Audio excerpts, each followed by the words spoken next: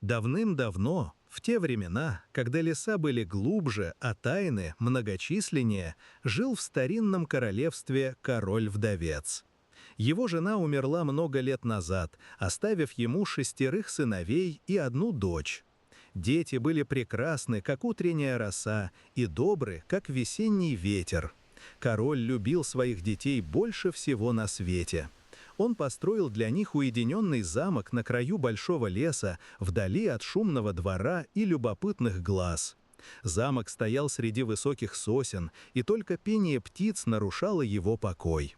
Мальчики учились фехтованию и верховой езде, девочка вышивала и читала старинные книги. Вечерами они собирались у камина, и король рассказывал им истории о храбрости и доброте. Так проходили дни один за другим, спокойные и светлые. Король часто уезжал на охоту в глубину леса, но всегда возвращался до заката, чтобы поужинать с детьми. Он боялся оставлять их надолго одних, хотя замок охраняли верные слуги, а вокруг не водилось разбойников. Однажды осенним утром король отправился на охоту дальше обычного. Лес был особенно тих в тот день. Листья шуршали под копытами коня, а туман стелился между стволами деревьев, словно серое покрывало. Король ехал за оленем, который выбежал на поляну и скрылся в чаще. Погоня затянулась, солнце поднималось все выше, а олень все уходил и уходил вперед. К полудню король понял, что заблудился. Он остановил коня и огляделся. Вокруг были только незнакомые деревья, мхи и папоротники. Тропинки петляли во все стороны, но ни одна не казалась знакомой. Король попытался вернуться по следам, но они терялись в густом подлеске. День клонился к вечеру. Король начал тревожиться. Он знал, что в этом лесу водятся волки, а ночью становится очень холодно. Конь устало фрыркал, и король решил спешиться и идти пешком, ведя животное за собой. Вдруг из-за старого дуба вышла старуха.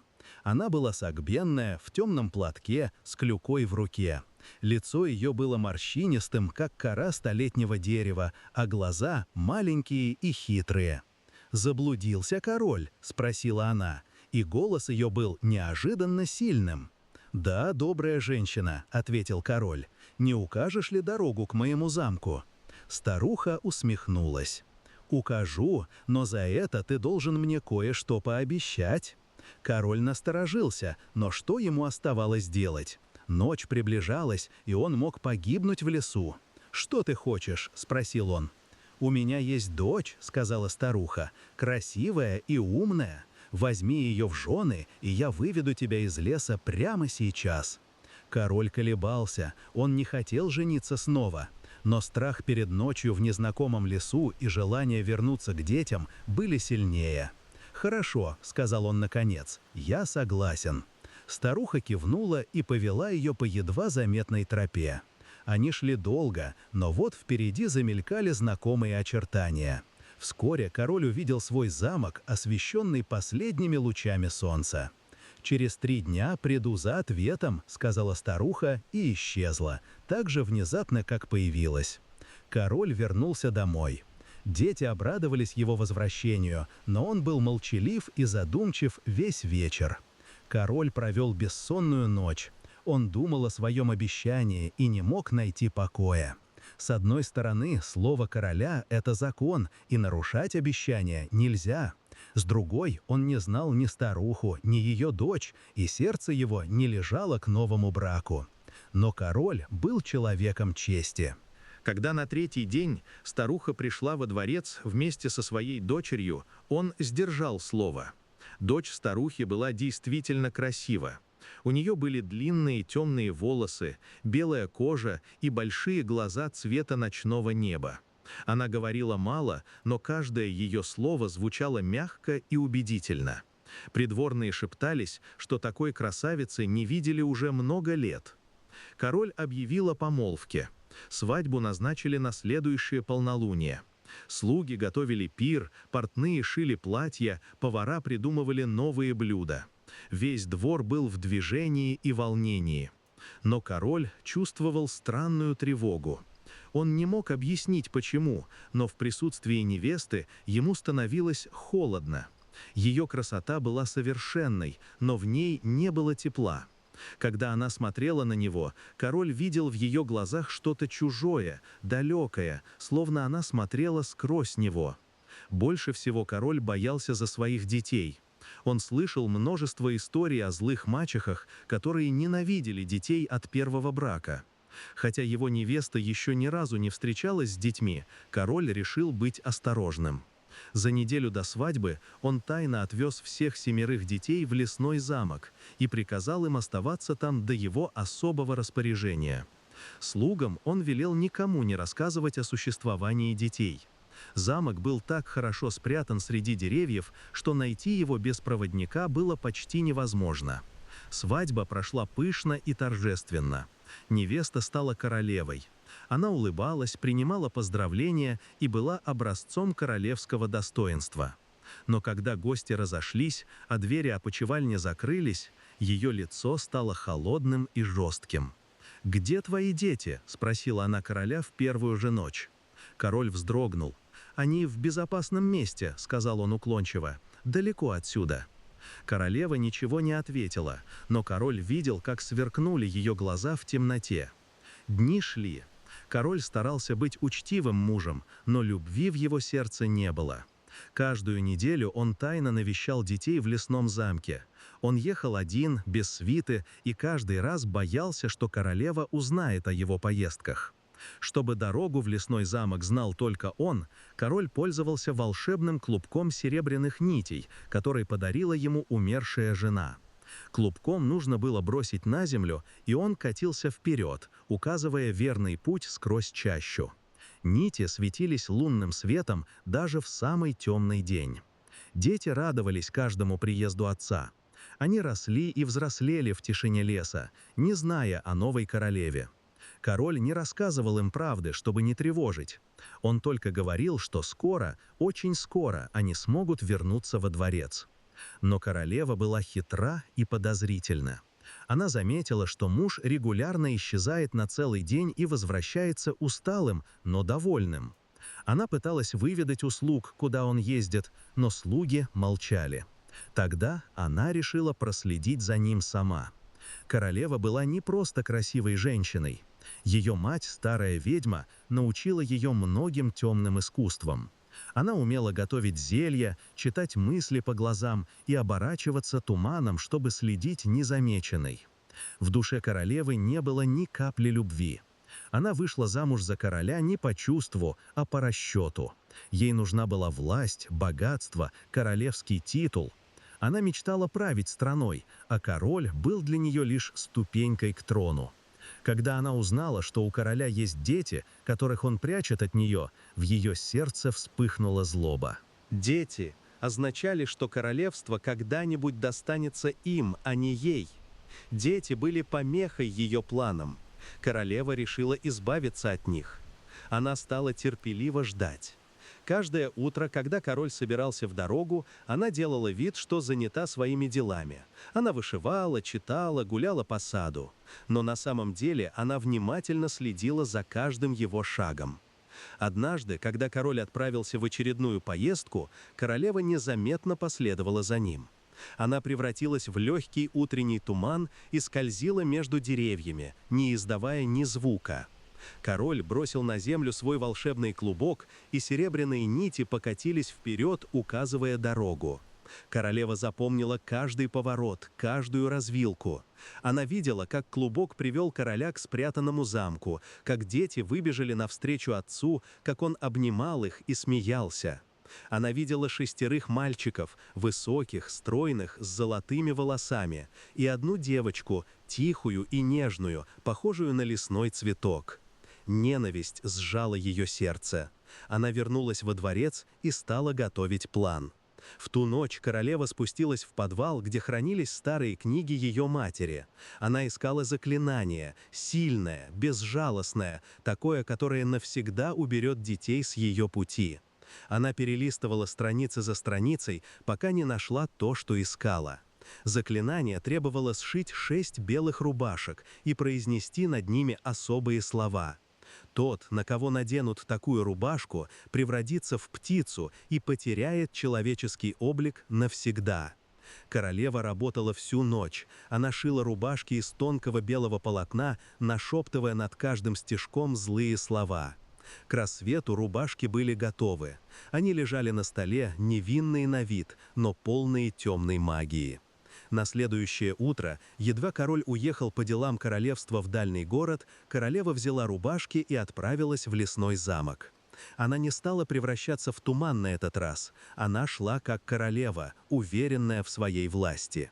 У нее в руках был украденный клубок серебряных нитей. Король хранил его в своей опочивальне, и королева выждала момент, чтобы забрать его. Клубок покорно катился вперед, сверкая на солнце. Лесной замок встретил ее тишиной. Дети были дома, они играли во дворе, смеялись, гоняли мяч. Они не ждали опасности, потому что никогда ее не видели. Когда они увидели незнакомую женщину, они остановились. Старший мальчик вежливо поклонился. «Здравствуйте, госпожа, вы заблудились?» Королева улыбнулась холодной улыбкой. «Нет, мальчик, я пришла по делу». Она достала рубашки и быстро, одну за другой, набросила их на мальчиков. Они не успели даже вскрикнуть. Едва белая ткань коснулась их плеч, как началось превращение. Серебряный клубок был непростой вещью. Он достался королю от его покойной жены, которая сама получила его в дар от лесной феи. Фея сказала тогда: «Этот клубок укажет путь тому, у кого чистое сердце, но если его возьмет человек со злыми намерениями, клубок заведет его в самую глубь леса, откуда нет возврата». Король не знал об этом предупреждении. Его жена умерла, не успев рассказать. И королева тоже не знала. Она просто украла клубок, думая, что это обычная волшебная вещь, которая указывает дорогу. Но клубок чувствовал. Он чувствовал холодное сердце королевы, ее злые мысли. И когда она бросила его на землю, чтобы найти путь к лесному замку, клубок повел ее именно туда, но запомнил дорогу, чтобы предупредить короля. Король в тот день был далеко. Он уехал в соседнее княжество, чтобы обсудить торговые дела. Путь занял целый день, и вернуться он собирался только к вечеру следующего дня. Он не волновался о детях. Замок был надежно спрятан, а клубок лежал, как он думал, в его опочивальне. Но когда королева пришла к лесному замку и увидела детей, играющих во дворе, сердце ее наполнилось мрачной радостью. Наконец-то она сможет осуществить свой план. Мальчики были доверчивы, они не знали, что такое зло, потому что жили в любви и безопасности. Когда красивая дама в богатом платье подошла к ним с улыбкой, они не испугались. «Ваш отец прислал мне с подарками», — сказала королева сладким голосом. «Он велел передать вам эти рубашки. Они сшиты из особой ткани, которая защищает от холода и болезней». Старший брат был умен и осторожен. «А где же отец? Почему он не приехал сам?» «Он занят важными делами», — ответила королева. «Но он думает о вас и хочет, чтобы вы были здоровы. Примерьте рубашки, и я передам ему, что вы довольны». Младшие братья уже тянулись к рубашкам. Белая ткань была так красива, так нежна на ощупь. Старший брат колебался, но не хотел обидеть даму. Он кивнул, и мальчики стали надевать рубашки. Едва первая рубашка коснулась плеч старшего брата, как что-то изменилось в воздухе. Мальчик вскрикнул, его руки стали сжиматься, превращаясь в крылья. Белые перья прорастали сквозь кожу, лицо вытягивалось, становясь клювом. Через мгновение на месте мальчика стоял большой белый лебедь. То же самое произошло с остальными. Один за другим 6 братьев превратились в лебедей. Они хлопали крыльями, пытались кричать, но вместо человеческих голосов издавали только птичьи крики. Девочка пряталась в это время в башне замка. Она смотрела в окно и видела все. Когда братья превратились в птиц, она закрыла рот рукой, чтобы не закричать. Страх сковал ее, и она прижалась к стене, надеясь, что злая женщина ее не заметит. Королева смотрела на лебедей с торжеством.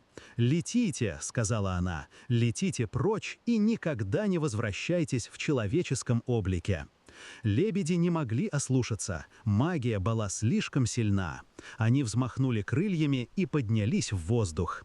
6 белых птиц поднялись над лесом и полетели прочь, их крики эхом разносились между деревьями. Королева обошла замок, но девочку не нашла. Та спряталась так хорошо, что даже дыхание свое затаила. Королева постояла еще немного, потом усмехнулась и ушла, довольная собой. Когда звуки шагов затихли, девочка выбралась из укрытия. Она выбежала во двор и посмотрела в небо. Вдали еще виднелись 6 белых точек. Она закричала, но лебеди не вернулись. Девочка упала на траву и заплакала. Она не знала, что делать. Она была совсем одна. Лебеди летели над лесом, не зная, куда их несет. Магия управляла их крыльями, их телами. Они летели все дальше и дальше от замка, пока не оказались у большого озера, окруженного темными елями. Здесь, у озера, магия немного ослабла. Лебеди опустились на воду, и старший брат почувствовал, что может думать яснее. Он все еще был птицей, но разум остался человеческим. Он оглянулся на братьев. Все 6 плавали рядом, их белые перья сверкали в лучах заходящего солнца. Вдруг что-то изменилось. Солнце коснулось горизонта, и в тот же миг лебеди начали превращаться обратно. Перья исчезали, крылья становились руками, клювы — лицами. Через минуту на берегу озера стояли 6 юношей, мокрых, дрожащих, но снова человеческих. «Что произошло?» — спросил младший брат, и голос его дрожал. Старший брат обнял его. «Не знаю, но мы снова люди. Пока солнце за горизонтом, мы можем быть собой». Братья обрадовались, но радость была недолгой. Едва солнце поднялось над горизонтом на следующее утро, как превращение повторилось. Они снова стали лебедями. Так продолжалось день за днем. С восхода до заката они были птицами. Только на короткое время, когда солнце скрывалось за горизонтом, и перед тем, как оно вставало, они могли вернуть человеческий облик. 15 минут вечером и 15 минут утром. Только это время они были людьми. Братья поняли, что прокляты. Они не знали, кто наслал на них чары и можно ли их снять. Они построили простую хижину на берегу озера и стали жить там, приспосабливаясь к своей новой жизни. Днем они летали над лесом, искали пищу, исследовали окрестности. Ночью они сидели у костра, вспоминали отца и сестру, строили планы. Но каждое утро, когда солнце вставало, они снова становились птицами, и все планы откладывались. Старший брат не терял надежды. Он помнил сказки, которые рассказывал отец, и знал, что любое проклятие можно снять. Нужно только узнать, как. А в это время девочка осталась одна в лесном замке. Она ждала отца, но он не приезжал. Король был далеко и ничего не знал. Он вернулся во дворец только через 3 дня, усталый, но довольный успехом переговоров. Королева встретила его с улыбкой. «Как прошла поездка, мой король?» «Хорошо», — ответил он, — «завтра я навещу детей». Лицо королевы не изменилось. «Конечно, мой господин». Но на следующее утро, когда король попытался найти свой серебряный клубок, клубка не было. Он искал его повсюду, но не мог найти. Королева сделала вид, что помогает искать, но на самом деле она спрятала клубок так, что никто не мог его обнаружить. Король был в отчаянии. Без клубка он не мог найти дорогу к лесному замку, лес был слишком велик, а троп было слишком много. Он пытался ехать по памяти, но каждый раз заблудился. Прошла неделя, потом 2. Король почти не спал, места себе не находил. Он понимал, что дети ждут его, и не мог их найти. Королева наблюдала за его мучениями с холодным удовольствием. Девочка ждала отца 7 дней и 7 ночей. Она почти не ела, только пила воду из колодца. Слуги, которые жили в замке, пытались ее утешать, но она не хотела утешения. Она хотела, чтобы вернулись братья. На 8-й день она поняла, что отец не приедет. Может быть, он не может найти дорогу, может быть, злая женщина помешала ему. Девочка была умна и сообразила, что произошло что-то страшное. Она решила сама искать братьев. На рассвете 9-го дня она надела простое платье, взяла кусок хлеба и вышла из замка. Слуги пытались ее остановить, но она не послушала. «Я должна найти их», — сказала она, — «они мои братья». Лес был огромен и темным. Девочка шла по тропинке, которая вела на восток. Она не знала, куда идет, но чувствовала, что должна двигаться вперед. Солнце поднималось выше, птицы пели в ветвях, но девочке было не до пения. Она думала только о братьях. К полудню она устала и присела отдохнуть у ручья. Вода была холодной и чистой. Девочка умылась и выпила несколько глотков. Потом она услышала шум крыльев. Над деревьями пролетела стая белых птиц. Девочка вскочила и посмотрела вверх. 6 лебедей летели на восток, их крылья сверкали на солнце. Что-то внутри девочки дрогнуло. «Братья», — прошептала она. Лебеди не услышали ее. Они летели быстро и скоро скрылись из виду. Но девочка запомнила направление. Она пошла за ними. Она шла весь день, ноги болели, платье порвалось о колючие кусты, руки исцарапались. Но она не останавливалась. Когда солнце начало садиться, она вышла к большому озеру. На берегу стояла маленькая хижина, сложенная из веток и глины. Дым поднимался из отверстия в крыше. Девочка подошла ближе и заглянула внутрь. Хижина была пуста, но на полу лежали 6 грубо сшитых плащей из травы. Девочка поняла, что здесь кто-то живет. Она решила подождать. Она села у входа и стала смотреть на озеро. Вода была темной и спокойной. На небе появились первые звезды. И вдруг девочка увидела их. 6 белых лебедей плыли к берегу. Лебеди вышли на сушу, отряхнулись и вдруг начали меняться. Перья исчезали, тела росли, и через мгновение перед девочкой стояли ее братья. Девочка вскрикнула и бросилась к ним. Братья обняли ее, и все плакали от радости. Но радость была короткой. Солнце уже почти село, и у них было мало времени. Старший брат быстро рассказал, что с ними произошло. «Нас прокляла злая женщина», — сказал он. «Мы можем быть людьми только 15 минут утром и 15 минут вечером. Остальное время мы лебеди». «Как снять проклятие?» — спросила девочка. «Не знаю», — ответил старший брат. «Мы не знаем». Солнце коснулось горизонта, и братья снова начали превращаться. Девочка смотрела, как они становятся птицами, и слезы текли по ее щекам. Лебеди издали грустные крики и улетели на озеро.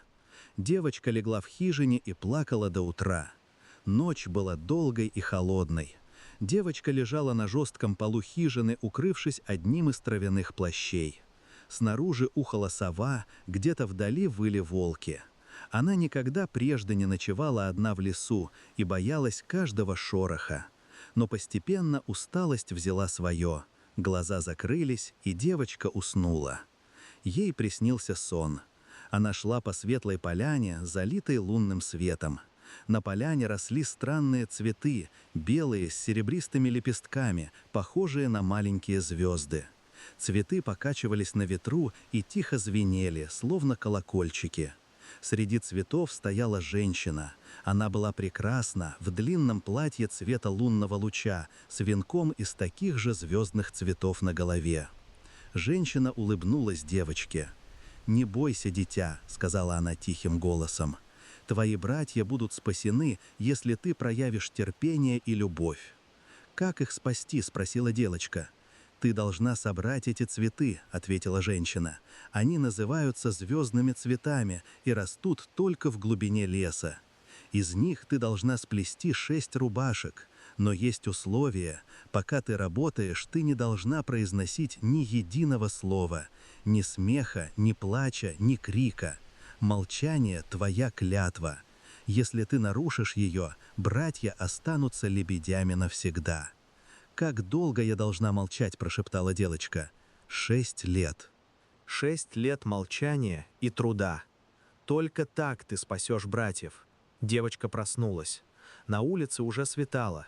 Она выбежала из хижины и увидела, как к берегу приближаются 6 белых лебедей.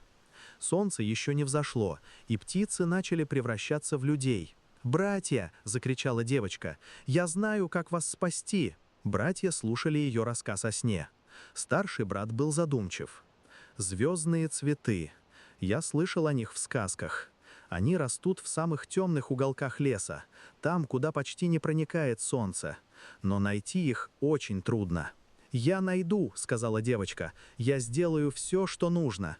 «Но 6 лет молчания», — прошептал младший брат. «Это так долго и так трудно». «Я справлюсь», — твердо сказала девочка. «Я не оставлю вас». Солнце поднялось, и братья снова превратились в лебедей. Они взлетели и закружили над девочкой, словно прощаясь, потом полетели на озеро. Девочка осталась одна. Она огляделась. Лес был огромен, и она не знала, с чего начать. Но она дала себе слово. Она найдет звездные цветы и спасет братьев, чего бы это ни стоило. Она пошла вглубь леса. Девочка искала звездные цветы много дней. Она ходила по самым темным тропинкам, заглядывала под корни старых деревьев, исследовала каждую поляну. Она питалась ягодами и грибами, пила воду из ручьев, спала под деревьями. Одежда ее износилась, руки покрылись царапинами, но она не сдавалась. На 7-й день поисков она нашла их. Это была маленькая поляна, окруженная столетними дубами. Солнечный свет почти не проникал сюда, только тонкие лучи пробивались сквозь густую листву и падали на землю, как золотые нити. И среди этих лучей росли цветы. Они были точно такими, как во сне, белые, с серебристыми лепестками, похожие на маленькие звезды. Когда девочка дотронулась до одного, цветок тихо зазвенел, и звук был похож на колокольчик. Девочка начала собирать цветы. Она срывала их осторожно, чтобы не повредить стебли, и складывала в корзину, сплетенную из ивовых прутьев. Работа была долгой, цветов нужно было очень много, чтобы шить 6 рубашек. Она вернулась к озеру, когда солнце уже садилось. Братья ждали ее на берегу, снова в человеческом облике. Когда они увидели цветы, их лица засияли. «Ты нашла их!» — воскликнул старший брат. Девочка кивнула. Она показала на цветы и на свои губы, давая понять, что больше не будет говорить. Братья поняли. Младший заплакал. 6 лет, — прошептал он. Мы не увидим тебя, не услышим твой голос так долго. Девочка обняла его и погладила по голове. Она улыбнулась, показывая, что все будет хорошо. Потом солнце село, и братья снова стали лебедями. С того вечера девочка начала свою работу. Она сидела у хижины и плела из звездных цветов длинные нити. Цветы нужно было особым образом скручивать, чтобы они не разваливались, а превращались в прочную ткань. Это требовало времени и терпения. Дни шли за днями. Девочка работала с рассвета до заката. Она собирала новые цветы, плела нити, начинала шить первую рубашку. Руки ее болели, глаза уставали, но она не останавливалась. Братья прилетали каждый вечер. Они видели, как сестра трудится, и сердца их разрывались от жалости. Но они ничем не могли помочь, только молча сидели рядом в те короткие 15 минут, когда были людьми. Прошел месяц, потом 2, потом 3. Первая рубашка была почти готова. Девочка ни разу не произнесла ни слова, хотя иногда ей так хотелось рассказать братьям о своих мыслях, о том, что она видела в лесу, о маленьких радостях, которые скрашивали ее одинокую жизнь. Но она держала обет молчания. Она знала, что от этого зависит жизнь братьев. Однажды вечером, когда братья снова стали людьми, старший сел рядом с сестрой и тихо заговорил. «Я все думаю об этом проклятии», — сказал он, «и мне кажется, я понимаю, почему оно так устроено. Та злая женщина хотела не просто превратить нас в птиц, она хотела, чтобы никто никогда не смог нас спасти». Девочка подняла на него глаза, продолжая плести нити. «Молчание — самое трудное испытание», — продолжал брат. 6 лет без единого слова. Кто может это выдержать? Большинство людей сломается за несколько дней. А если ты встретишь кого-то, кто захочет тебе помочь, но не будет знать о твоем обете? Он может решить, что ты больна или проклята, и увести тебя отсюда. Ты не сможешь объяснить, ты не сможешь попросить о помощи». Девочка кивнула. Она уже думала об этом. Она знала, что впереди будут трудности, о которых она пока даже не догадывается. «Но я верю в тебя», — сказал брат, и взял ее руку. «Ты самая сильная из нас. Если кто-то может это сделать, то только ты». Остальные братья согласно закивали. Младший подошел и обнял сестру. «Спасибо», — прошептал он, — «спасибо, что не бросила нас». Солнце село, и они снова стали лебедями. Девочка смотрела, как они улетают на озеро, и в груди у нее разливалось тепло. Она знала, ради чего трудятся. Она знала, что ее труд не напрасен. Прошел еще год, потом второй. Девочка закончила 3 рубашки и начала 4-ю. Она почти не замечала времени. Дни сливались в один длинный поток работы, сна, новой работы. Она ела мало, спала мало, но руки ее двигались без устали. Иногда к хижине приходили лесные звери – олени, лисы, зайцы. Они не боялись девочки, потому что она была тихой и спокойной. Она гладила их, кормила, и они оставались рядом, словно охраняли ее.